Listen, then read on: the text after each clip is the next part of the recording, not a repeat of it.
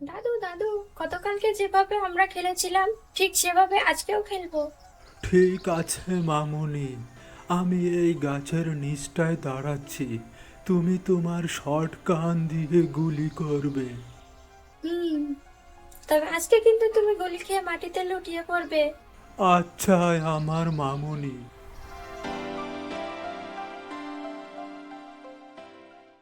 এই বলে রাহাত সাহেব তার 3 বছরের নাতনির সামনে বুক পেতে দাঁড়িয়ে পড়লেন, আর নাতনি তার খেলনা পিস্তল দিয়ে গুলি করল। সেই সাথে একটি মরণ চিৎকার, আর সাথে সাথেই রাহাত সাহেব মাটিতে লুটিয়ে পড়লেন।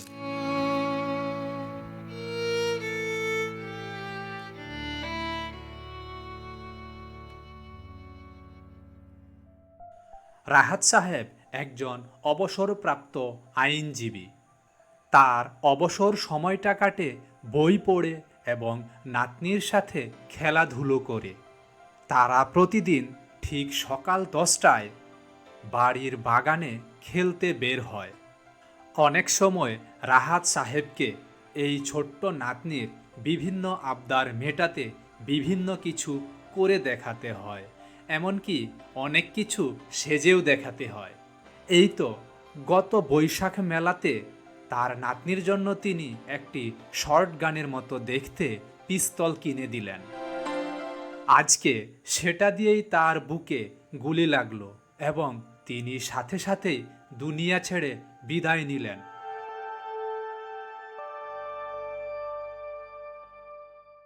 মেহেদি তার অফিসে বসে অলস সময় পার করছে আর একটা কেসের জন্য হাপিতেশ করছে, কারণ কয়েক সপ্তাহ হয়ে যাওয়ার পরেও কোনো কেসই তাদের হাতে আসছে না। তাই মনে হচ্ছে হাতে পায়ে জং ধরে গিয়েছে। ঠিক তক্ষুনি টেলিফোনটা বেজে উঠল। হ্যালো, কে বলছেন? থানার ওসি বলছি। ওহ, কেমন আছেন আরমান সাহেব? আমি ভালো আছি মেহেদি ভাই, কিন্তু মস্ত বড় একটা বিপদের মাঝে পড়েছি, আপনার হেল্প লাগবে। কি বিপদ? আমি আপনাকে একটা ঠিকানা মেসেজ করছি, প্লিজ আপনি এখনই চলে আসুন, সেখানেই কথা হবে। এরপরে মেহেদিকে কোনো কথা বলার সুযোগ না দিয়েই টেলিফোনটা কেটে গেল। আসলে ওসি আরমান হলেন মেহেদির একজন পরিচিত লোক।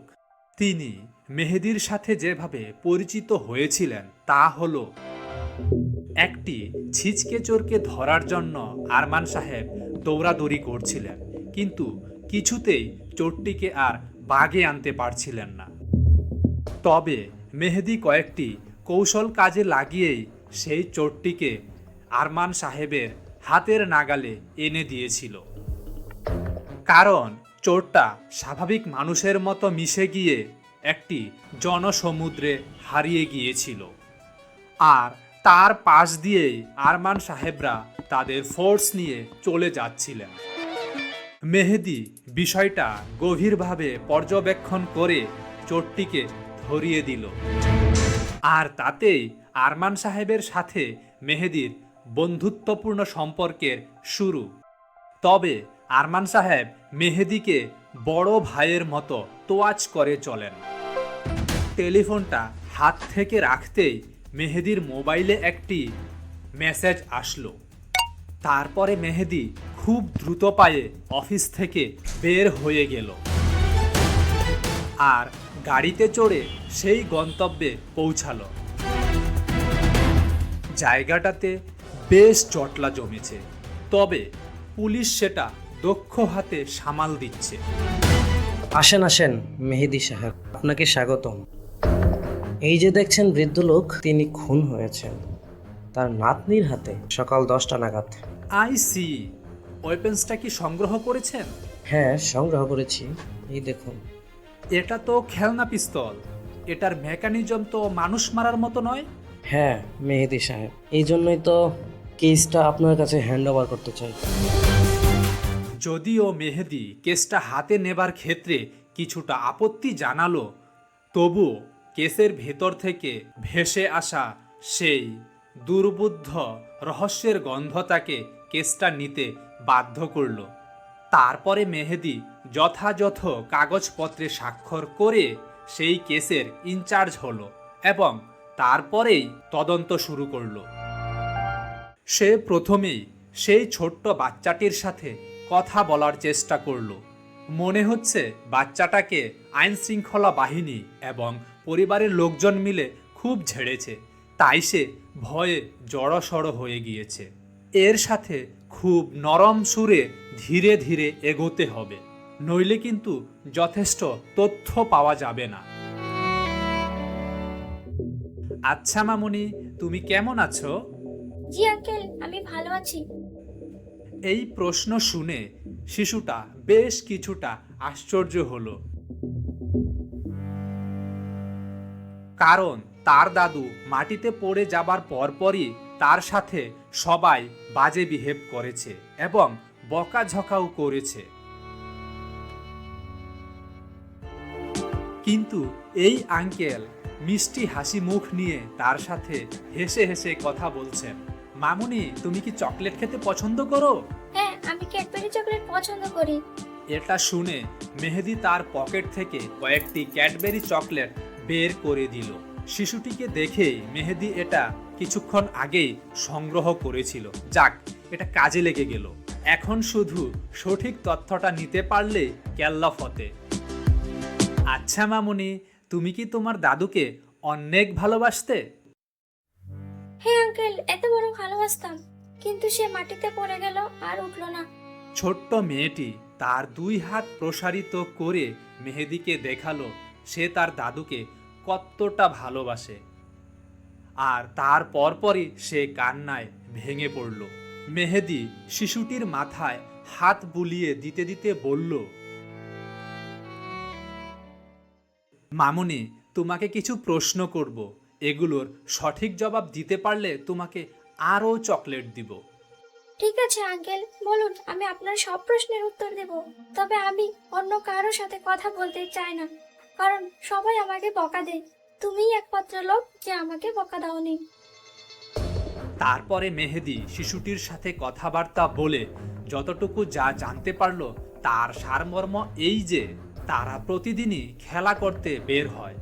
আজকে তার দাদুর গুলি খেয়ে মারা যাবার অভিনয় করার কথা, কিন্তু সেই পিস্তলের ট্রিগারে চাপ দিতেই সেখান থেকে একটি শব্দ হলো আর দাদুর বুকের কাছটা লাল হয়ে যায়। এরপরে দাদু মাটিতে লুটিয়ে পড়ে। এর বাইরে ছোট্ট শিশুটি আর কিছুই জানে না। এই কথাগুলো বলে সে আনন্দে চকলেট খেতে লাগলো। অস্ত্রটি পরীক্ষা করে দেখা গেছে এর উপরে অনেক কারিগরি ফলানো হয়েছিল এবং এখানেই সেট আপ করা হয়েছিল সেই বুলেটটা। এখানে খুনি সম্পূর্ণ সুযোগটাই গ্রহণ করেছে তাদের রুটিনের উপরে, কারণ সে জানতো আজকে দাদু নাতনি এই ধরনের খেলা খেলবে, তাই সে পিস্তলটাতে এমন কারিগরি ফলিয়ে রেখেছে যাতে এটা ব্যবহারের সাথে সাথেই দাদুর মৃত্যু হয়। তবুও এখানে একটা প্রশ্ন থেকে যায়, তা হলো একটি 3 বছরের শিশু কিভাবে হৃৎপিণ্ড বরাবর নিখুঁতভাবে নিশানা সই করতে পারে? না মেহেদী, তোমাকে আরো ভালো করে ভাবতে হবে বস। কেসটা এত সহজ না, জটিল একটি কেস। আচ্ছা, পরিবারের লোকজনের সাথে কথা বলা যাক। রাহাত সাহেব তার ছেলে, বউ এবং নাতনিকে নিয়ে বাস করতেন। তাদের গ্রামের বাড়ি ছিল নেত্রকোনায়, কিন্তু ছেলের চাকরির সুবাদে এই ভাড়া বাসাতে ঢাকাতেই থাকতে হচ্ছে। ভদ্রলোকের স্ত্রী মারা গিয়েছেন বছর 5 আগে। আপাতত দৃষ্টিতে মনে হচ্ছে পরিবারের কেউই এই খুনের সাথে জড়িত নন, কারণ 2 দিন আগে আর পরে হোক রাহাত সাহেবের সকল সম্পত্তি তার ছেলেই পাবে। সে শুধু শুধু খুন করে কেন হাঙ্গামা কাঁধে নিবে? তারপরেও মানুষ তো। আচ্ছা, যাই হোক, এখন সন্দেহের তালিকায় সকলকে রাখাটাই বুদ্ধিমানের কাজ হবে। রাহাত সাহেবের ছেলের নাম আফতাব। সে একটি স্বনামধন্য আইটি কোম্পানিতে জব করে। আচ্ছা, আপনার বাবাকে কে বা কারা খুন করেছে তাদের ব্যাপারে কাউকে কি সন্দেহ হয়? দেখুন স্যার, আমার বাবাকে মনে হয় আমার মেয়েটাই ভুলবশত খুন করে ফেলেছে। এই বিষয় নিয়ে কোনো তদন্ত হোক, আমি তা চাই না, কারণ আমি চাই না আমার এত ছোট্ট শিশুটি জেল কাটুক। দেখুন আফতাব সাহেব, আপনি আপনার রায় শোনাতে পারেন না। এর জন্য আইন শৃঙ্খলা বাহিনী রয়েছে। আপনাকে যতটুকু বলা হয়েছে তার উত্তর দিন। না, কাউকে সন্দেহ হয় না। আপনি আপনার স্ত্রীকে কোনোভাবেই কি সন্দেহ করেন? না, কেন করব? ধরুন, এমনও তো হতে পারে আপনি কোনো কিছু কিনতে গেলেন অথবা কোনো সিদ্ধান্ত নিলেন, আপনার বাবার আপত্তির কারণে সেটা বারবার ফেল হয়ে যায়, আর এটা আপনার স্ত্রী মেনে নিতে পারেন না, তাই সে হয়তো তার পথের কাঁটা সাফ করেছে। দেখুন স্যার, আপনি ভুলভাল বলছেন। আপনার সাথে কথা বলার আমার কোনো ইচ্ছে নেই। এই বলে আফতাব রাগে চেয়ার ছেড়ে উঠে চলে গেলেন। এতে বোঝা গেল ভদ্রলোকের সাথে তার স্ত্রীর একটি ভালো বন্ডিং আছে, আর তার স্ত্রী সম্পর্কে কেউ বাজে মন্তব্য করুক সে সেটা চায় না। এমন মনোভাব পোষণ করাটাই স্বাভাবিক। যাই হোক, এখন তার স্ত্রীর সাথে কথা বলতে হবে। উনার নাম নাবিলা, পড়াশোনা এখনো চলমান। তিনি ঢাকা বিশ্ববিদ্যালয়ের মাস্টার্স শেষ সেমিস্টারের ছাত্রী। আসুন মিসেস আফতাব, আপনার সাথে কিছু কথা বলতে চাই। আচ্ছা, আপনি তো এখনো পড়াশোনা চালিয়ে যাচ্ছেন। সামনের মাসেই তো আপনার সেমিস্টার ফাইনাল। এরপরে কি জব করবেন নাকি গৃহিণী হয়েই থাকবেন? দেখুন, এটা আমার ব্যক্তিগত প্রশ্ন। এই খুনের সাথে কিভাবে এটা সম্পর্কিত? আপনি যদি উত্তর দিতে না চান তাহলে দিবেন না, জাস্ট জানার জন্য জিজ্ঞাসা। না, আমার ইচ্ছে পিএইচডি ডিগ্রি নিয়ে বিদেশে যাওয়া আর সেখানে বাচ্চা এবং স্বামীর সাথে সেটেল হওয়া। আর এই বিষয়টাতেই আপনার প্রয়াত শ্বশুর আপত্তি জানাতেন। এটা শুনেই নাবিলা ভূত দেখার মতো চমকে উঠল।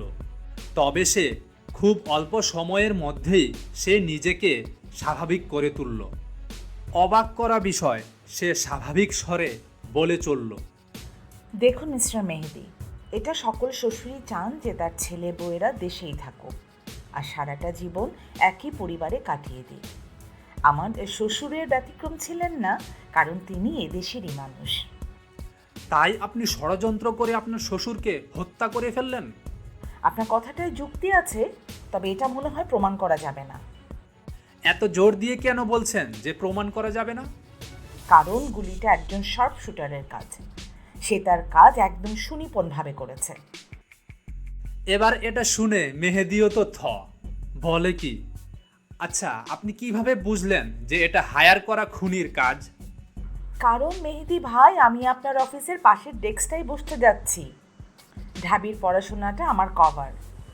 আজমল স্যার আমাদের দুজনকে একসাথে এই কেসে কাজ করতে বলেছে। এবার তো রীতিমতো ভিড়মি খাবার মতো অবস্থায় পড়ে গেল মেহেদি।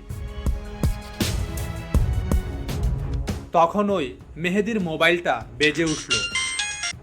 হ্যালো এমডি 13, তোমাকে জানানো হয়নি আমাদের নতুন রিক্রুটমেন্ট। ও এখন তোমার এখানেই আছে। নাম নাবিলা, আর অফিসিয়াল নাম তুমি অফিসে এসেই জেনে নিও। জি স্যার। এই বলে আজমল সাহেব কলটা কেটে দিলেন। সরি নাবিলা, আপনাকে না বুঝে অনেক প্রশ্ন করে ফেলেছি, আশা করি কিছু মনে করবেন না। না, মনে করার কিছুই নেই। আপনি আপনার নিয়ম মোতাবেকই গিয়েছেন। এখানে আমি থাকলেও তাই করতাম।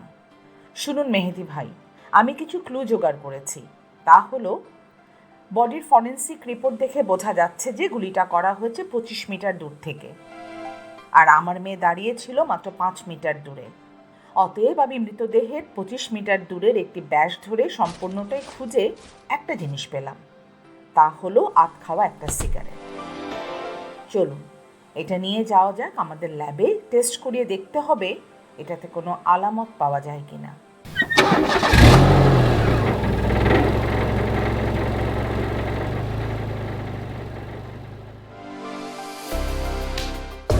এরপরে মেহেদি ও তার নতুন সহকর্মী তাদের ল্যাবে এসে সেই আধ খাওয়া সিগারেটটা নিয়ে পরীক্ষা নিরীক্ষা করতে দিল। সেখান থেকে ডিএনএর একটা প্যাটার্ন পাওয়া গেল। তাতে খুনির বয়স 30 এর আশেপাশে হবে বলে জানা যাচ্ছে। যাই হোক, সহকর্মী হিসাবে নাবিলা একদম মেহেদির সমপর্যায়ের। সে কোনো দিক থেকেই মেহেদির চেয়ে কম নয়। মেহেদি আফসোস করে ভাবছে কিভাবে এই ধরনের একটি মেয়ে তার হাত থেকে ছুটে গেল। তার মানে কি মেহেদি ধীরে ধীরে প্রেমে পড়তে যাচ্ছে? এটা ভাবতেই মেহেদির মনে একটি অপরাধ বোধ জেগে উঠল। কারণ মেয়েটার একটা সাজানো গোছানো সংসার আছে। শুধু তাই নয়, তার একটি ছোট্ট মেয়েও আছে। তার সম্পর্কে এই ধরনের কথাবার্তা ভাবাও পাপ। এখন কেসের সূত্র নিয়ে ভাবতে হবে। বাড়ির চাকর বাকরদের কাছ থেকে তথ্য নিয়ে জানা গেল যে যেদিন রাহাত সাহেব খুন হলেন সেদিন বাড়ির আশেপাশে 30 বছর বয়সী কাউকে দেখা যায়নি। উপায়ান্তর না দেখে মেহেদি রাহাত সাহেবের অতীত জীবন নিয়ে ঘাটাঘাটি শুরু করে দিল। তক্ষুনি সে একটি চাঞ্চল্যকর তথ্য খুঁজে পেল। ঘটনাটির শুরু তাদের গ্রামের বাড়ি সেই নেত্রকোনায়।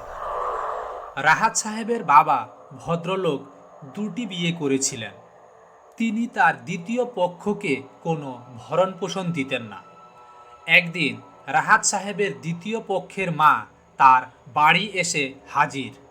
তখন রাহাত সাহেব আইনজীবী হিসেবে বেশ নামডাক করে ফেলেছেন। তবুও সেই অসহায় মহিলাকে এতটুকুও আশ্রয় দিলেন না। ভদ্রমহিলার একটি ছেলে ছিল। তিনি তাকে ছেড়েই ইহলোক ত্যাগ করলেন। তারপরে ধীরে ধীরে সেই ছেলেটাই বড় হলো এবং অপরাধ জগতে পা রাখল। আস্তে আস্তে রাহাত সাহেবের উপর প্রতিশোধ নেবার জন্য ফন্দি ফিকির শুরু করে দিল। প্রথমে সে রাহাত সাহেবের দৈনন্দিন রুটিন নিয়ে হত্যার ছক কষে। হত্যাকাণ্ড ঘটানোর জন্য সকালবেলার সেই সময়টাই সে বেছে নেয়। অবাক করা বিষয় হলো তাকে সেদিন কেউ দেখতে পায়নি, কারণ সে আগের দিনই ওই গাছটার উপরে চড়ে বসেছিল। আর ঘুমের ঘোরে আধ খাওয়া সেই সিগারেটটা মাটিতে পড়ে যায়। এটাই তার কাল হয়ে দাঁড়ালো। সব অপরাধের চিহ্ন মুছে দিলেও সেটা আর সে মুছতে পারেনি, যার ফলে সে ধরা পড়ল।